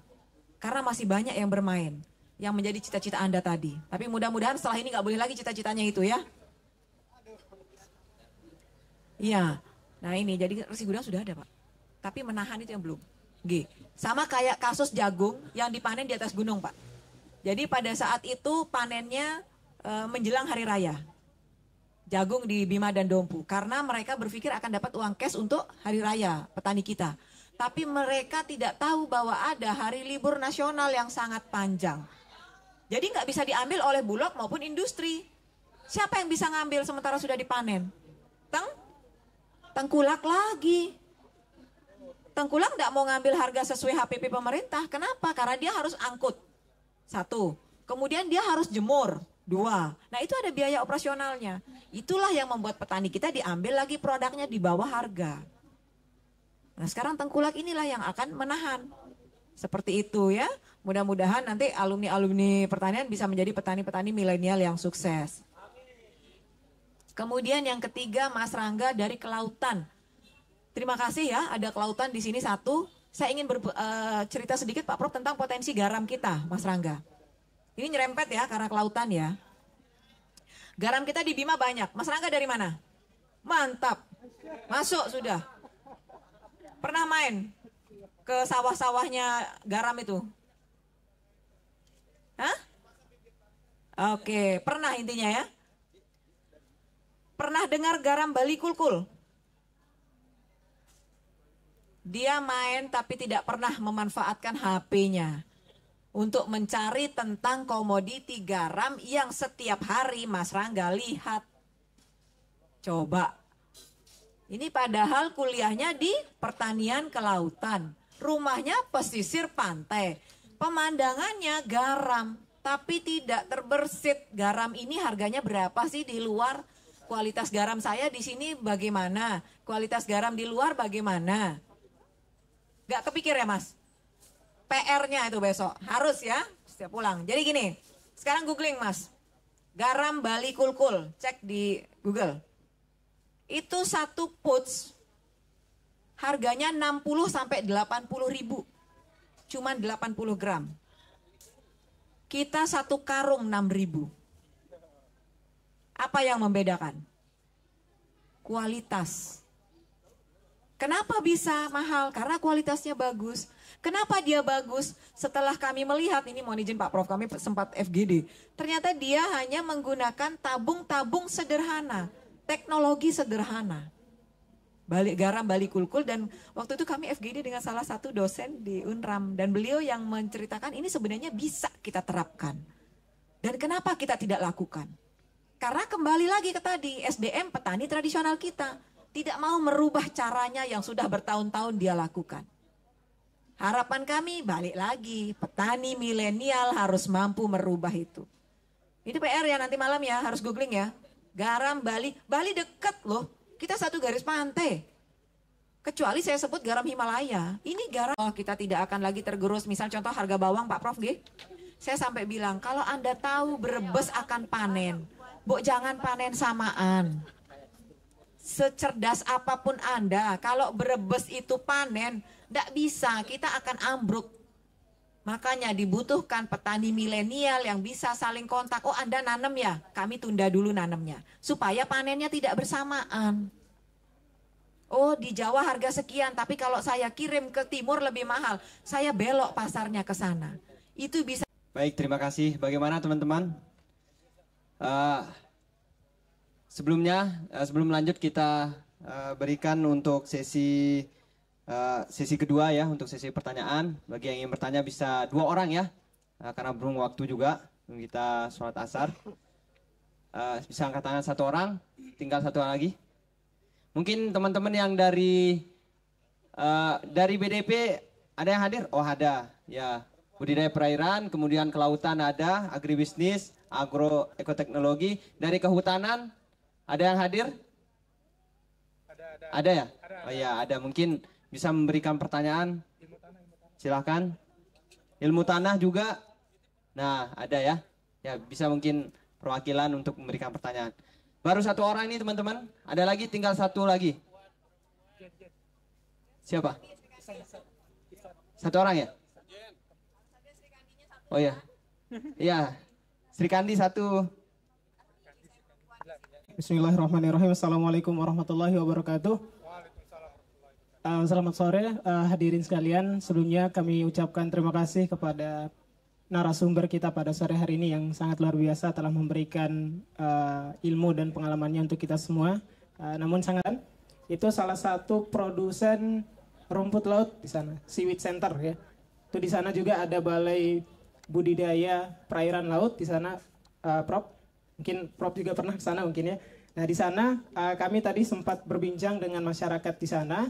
Nah terkait kendala ya, kendala masyarakat para petani rumput laut di sana itu yang dihadapi seperti apa. Dan ternyata setelah kami berbincang-bincang begitu, ternyata yang menjadi kendala utamanya itu di pemasarannya gitu. Nah mungkin ini pertanyaannya, pertanyaannya tertuju ke Bu Kadis begitu ya. Nah itu salah satu permasalahan utamanya terkait dengan pemasarannya. Nah sekarang saya kebetulan bersama tim dari salah satu tim gitu ya, tim riset begitu, dengan ada beberapa teman-teman dari universitas yang lain juga. Sekarang sedang menginisiasi salah satu marketplace gitu Bu, marketplace untuk penjualan produk ataupun berkaitan dengan informasi produk perikanan gitu. Namanya Smart Fisheries gitu Bu. Nah itu salah satu marketplace yang sedang kami inisiasi untuk membantu para pembudidaya ataupun pelaku usaha perikanan untuk menjual ataupun memperdagangkan ataupun memasarkan hasil produksinya yang di bidang perikanan. Namun di sini saya ingin bertanya terkait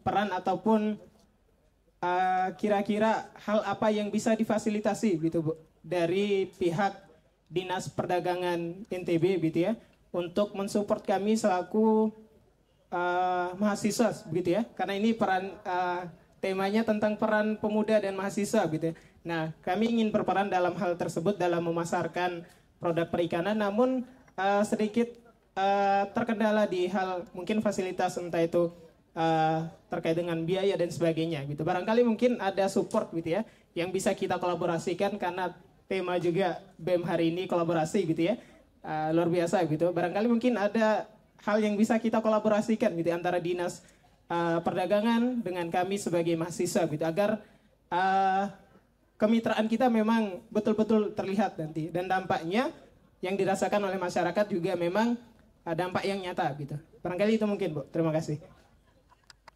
Jadi tadi saya sempat dengar penjelasan tentang bagaimana revolusi industri itu terjadi ya di masyarakat Indonesia. Nama saya Iksan dari Ilmu Kelautan. Saya kan sempat dijelasin juga tentang bagaimana revolusi industri itu terjadi dengan perkembangan masyarakat Indonesia. Tapi saya sedikit menjelaskan atau mengklarifikasi bahwasanya sejak zaman 1602 itu sampai 1830, sejak kedatangan VOC dan kedatangan Cornelis de Houtman, seluruh rakyat pertanian ataupun masyarakat pertanian itu dia tidak memiliki suatu kemakmuran dalam hidupnya, tetapi dia memiliki suatu kemakmuran dalam hasil dia produksi ataupun hasil dia tanam. Bahwasanya VOC itu dia mengkonsolidasi bagaimana kerajaan-kerajaan pada zaman saat itu, agar masyarakat petani ini setelah dia menghasilkan hasil produksinya untuk membayar sewa tanah sekitar 2/5 sampai 1/5%. Sedangkan sewa untuk hasil produksinya itu dibagi lagi dari 1/5 sampai 1/3. 1/5 dari hasil produksi yang bagus, sedangkan 1/3 dari hasil yang jelek. Nah, tapi itu juga memunculkan bagaimana kultur stelsel, yaitu sistem penanam paksa yang dilakukan oleh Belanda pada saat itu, yang dimunculkan di pertama kali muncul Undang-Undang Agrarius Wet yang diatur bagaimana sistem politik. Oh iya, siap. Jadi poin pertanyaannya, oh siap, mantap.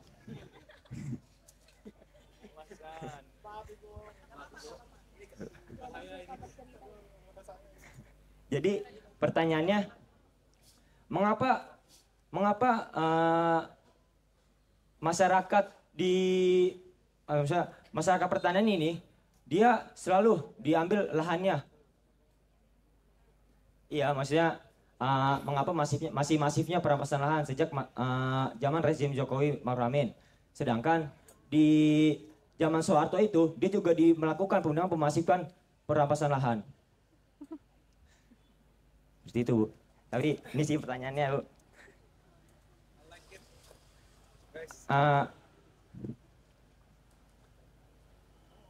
Ini pertanyaannya, lulusan pertanian sudah banyak dan Pak Prof sudah mengajarkan terkait komposisi pupuk yang benar dan sudah sejak lama juga itu mengajarkan komposisi pupuk itu sendiri. Tapi mengapa dari sekian banyaknya lulusan pertanian dia tidak mengoptimalkan bagaimana komposisi penggunaan pupuk itu terjadi ataupun diserahkan pada masyarakat pertanian? Satu lagi Pak, mau nanya. Ini mengapa dari Dinas Perdagangan tidak menstabilkan harga pasar yang pada saat ini tidak stabil gitu? Oke, terima kasih Bu. Pak. Izin dari perairan pemasaran rumput laut, apa yang bisa difasilitasi oleh pemerintah? Kalau untuk rumput laut sebenarnya tidak bisa kita sebut dia sulit mencari buyer. Karena kondisi atau masalah yang ada di komoditi rumput laut kita adalah ijon. Jadi pada saat kita sudah menemukan buyer untuk diekspor, komoditinya sudah ada yang punya. Kenapa komoditi itu bisa diijon? Itu kasusnya sebenarnya mirip dengan kopi. Kembali lagi SDM petaninya. Itu sebenarnya yang ingin kita rombak oleh pemerintah ini sehingga sangat berharap terhadap munculnya atau lahirnya petani-petani milenial yang bisa menghindari diri dari namanya ijon, bank jongkok dan sebagainya untuk melakukan produksi. Kalau petani kita cerdas, kalau dia sarjana, minimal dia akan tahu sumber-sumber pembiayaan yang sudah disampaikan oleh Pak Prof tadi. Karena sumber-sumber pembiayaan yang resmi itu membutuhkan administrasi yang baik dan benar, baru bisa dibiayai. Harus ada pembukuannya, harus ada macam-macam Pak Prof. Nah itu tidak bisa dilakukan oleh petani tradisional. Makanya sulit mendapatkan modal dari lembaga resmi.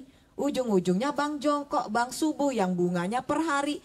Akhirnya hasil panen balik lagi buat nutupin banknya, tidak bisa mensejahterakan petani.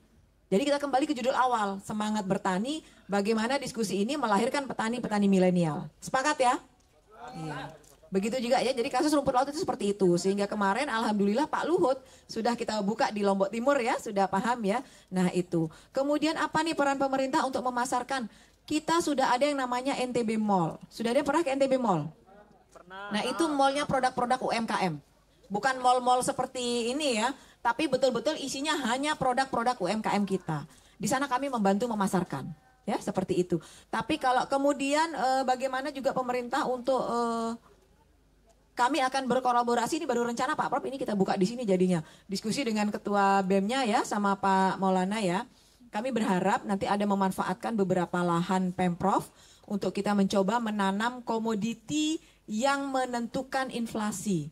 Seperti cabai Pak. Nah, artinya kenapa cabai yang kami minta ke adik-adik ini dan sudah diskusi dengan Pak Kadis Pertanian, mohon saya dikasih gratis dulu bibitnya untuk sekali putaran, saya bilang gitu. Karena ternyata kalau inflasi atau harga cabai sedang tinggi, kami pemerintah itu harus mengadakan pasar murah. Yaitu mengeluarkan komoditi yang mahal itu dengan harga yang murah. Tapi tidak bisa kalau petani yang kita minta, karena dia sudah punya hitung-hitungan. Karena itu kami meminta mahasiswa. Kalau mahasiswa yang punya produk kan nggak boleh ada harga baku. Nah, ya dia hanya berpegang di HPP. Karena kita sudah kasih bibit gratis, tapi nanti kami bermohon dari fakultas barangkali pupuk dan sebagainya. Dan kalau bisa pupuk-pupuk organik, karena kemarin kami pernah hadir di UNRAM ini di event hari Sabtu yang ada mahasiswa KKN-nya Pak. Itu banyak sekali yang menghasilkan pupuk organik. Jadi sebenarnya kita nggak susah.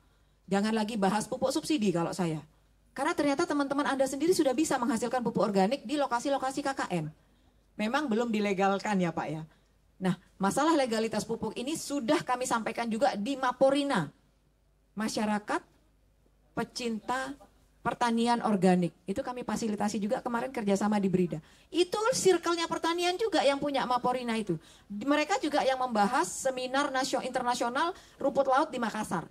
Iya, jadi sebenarnya circle Anda sendiri yang menentukan. Pertanian ini sangat hebat sekali. Kemudian mungkin satu mungkin yang ingin kami sampaikan ke adik-adik sekalian. Bahwa pertanian itu sangat menentukan stabilitas keamanan negara. Itu loh pentingnya pertanian. Bayangkan kalau kita tidak ada beras. Bayangkan kalau kita tidak punya, kayak kemarin jagung yang mahal sekali sampai 10.000 sampai nangis peternak-peternak kita. Karena dia pakannya dari jagung.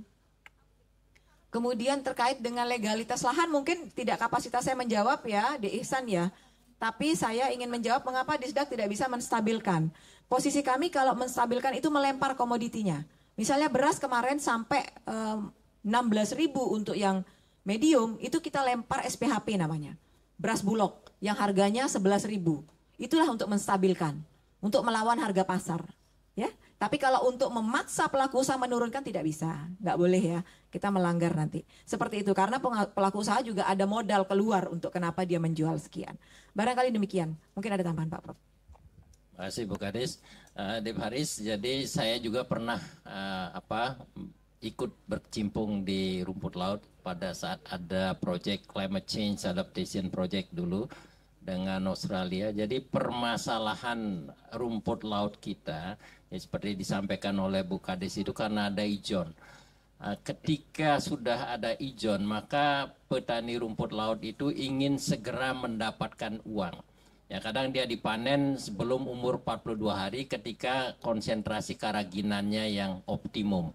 Jadi konsentrasi karaginan yang belum optimum itu yang membuat kualitasnya rendah. Nah sehingga dibeli dengan harga yang murah. Nah, saya kira itu permasalahan.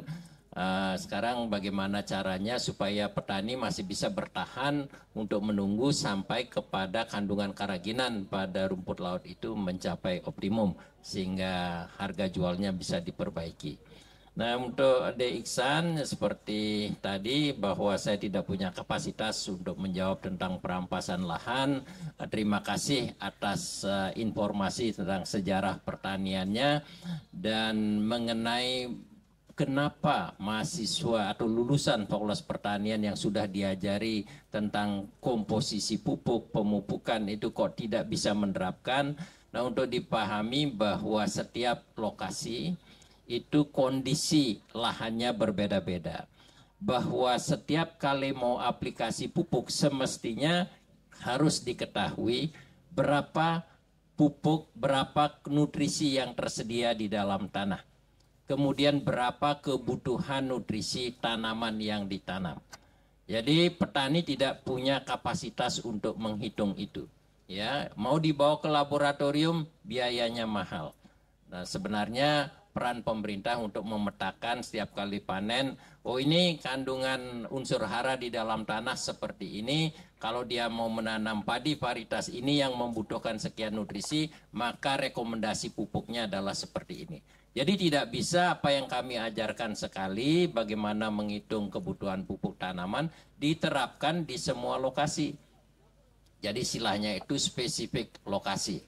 Nah, dalam hal ini petani kita memang belum punya kemampuan untuk mengetahui atau untuk menghitung berapa kandungan unsur hara di dalam tanahnya, apalagi dengan istilah kapasitas tukar kation, berapa kebutuhan nutrisi bagi tanaman dan setiap varietas juga berbeda, cukup kompleks. Nah, oleh karena itulah tadi dibutuhkan petani-petani yang pintar, petani-petani milenial yang pintar untuk bisa menentukan kebutuhan pupuk secara optimum, tanaman tumbuh optimal, lingkungan tidak terganggu akibat umpamanya kelebihan pupuk. Ya, saya kira itu Dek Iksan. Terima kasih. Baik, terima kasih teman-teman semua. Karena berhubung waktu juga, kita lanjutkan saja. insya Allah nanti kalau ada diskusi-diskusi bisa dilanjutkan melalui media ataupun melalui WhatsApp Ibu Kadis ataupun Bapak Prof secara langsung. Baik teman-teman semua, untuk mempersingkat waktu untuk kita lanjutkan ke agenda selanjutnya, yakni pemberian sertifikat penghargaan kepada dua narasumber yang alhamdulillah bersempatan hadir pada diskusi kita pada hari ini. Yakni yang pertama dari Dinas Perdagangan Provinsi Nusa Tenggara Barat dan salah satu dosen agroekoteknologi Fakultas Pertanian Universitas Mataram. Dalam kesempatan ini saya minta kesediaan dari Ketua Panitia dan Ketua Badan Eksekutif Mahasiswa untuk memberikan sertifikat. Ya, kemudian dilanjut dengan foto bersama ya. Pemberian sertifikat pertama untuk Profesor Insinyur Komang Damarjaya MSc AGR PhD selaku dosen agroekoteknologi akan diberikan oleh Ketua Panitia. Silakan bisa diberikan.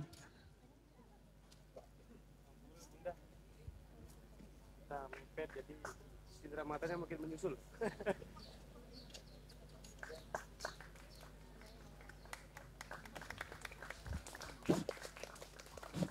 Baik, kemudian selanjutnya kepada Ibu Baik Nelly Yuniarti APMSI selaku Kepala Dinas Perdagangan Provinsi Nusa Tenggara Barat akan diberikan oleh Ketua Badan Eksekutif Mahasiswa Fakultas Pertanian Universitas Mataram, lalu Wira Haryadi. Terima kasih atas kesediaannya menjadi narasumber pada sore hari ini. Baik, terima kasih. Dilanjutkan dengan foto bersama. Teman-teman semua mungkin ya bisa maju teman-teman ya untuk kita sama-sama foto bareng.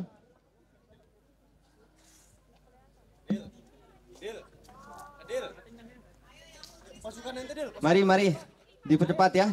Kita pakai background banner sebagai tempat kita foto bersama.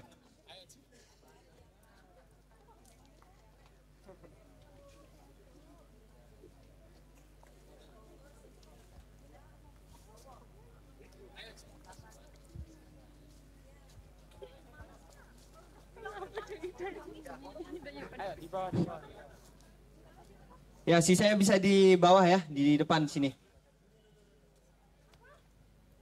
Bisa duduk, bisa agak jongkokan ini.